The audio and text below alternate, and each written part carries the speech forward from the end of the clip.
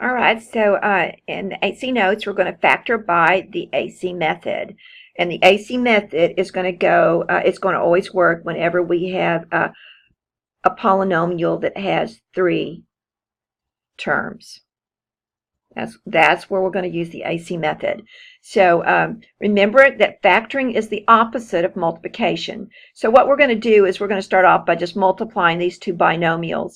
And remember, we have to double distribute. So we get x times x is x squared.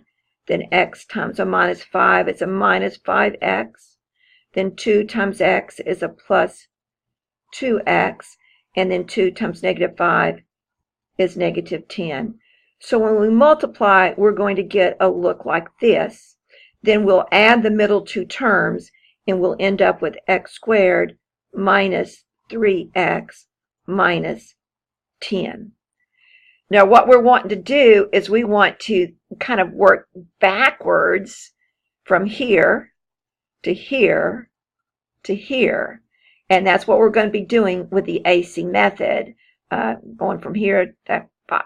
So we're going to be factoring this trinomial, which has got, you can see the example of it, 3 terms. So first, what we're going to need to do is write our polynomial in standard form. So just a reminder, standard form looks like this. A, which just represents some number like 6, 7, or 8. So ax squared plus bx plus c is going to be equal to 0. So here's my standard form, x squared, x, constant. So that's what a standard form looks like, and then it's going to be equal to 0. So whenever we have an equation, I don't need to equal to 0. Forget that.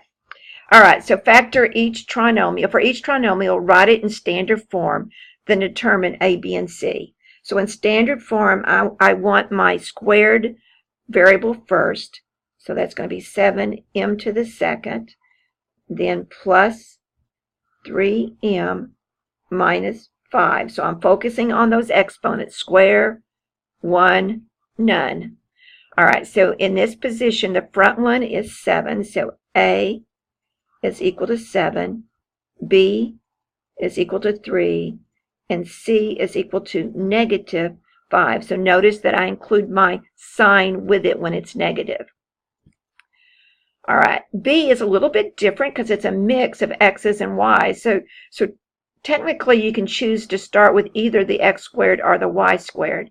But since we usually do it alphabetically, I'm going to start with the x squared first. So I'm going to put my 5x squared first. So that means my next term has to have just one x. And so you see here, if I compare them, this one's got the 1x. So plus 18xy, and then plus 6y squared. So this would be an example of standard form whenever I have a mix of x's and y's. All right, so then a is 5, b is 18, and c is equal to 6. All right, so here's our steps. To factor a trinomial in the form ax squared plus bx plus c, we're going to multiply the a times the c. So if it's in standard form, that's the first times the last. Then you're going to list all possible pairs of factors of AC until you find one that adds or subtracts to get b. You're going to split the middle term of your trinomial into 2 parts using that pair of factors that you found right here as the coefficients.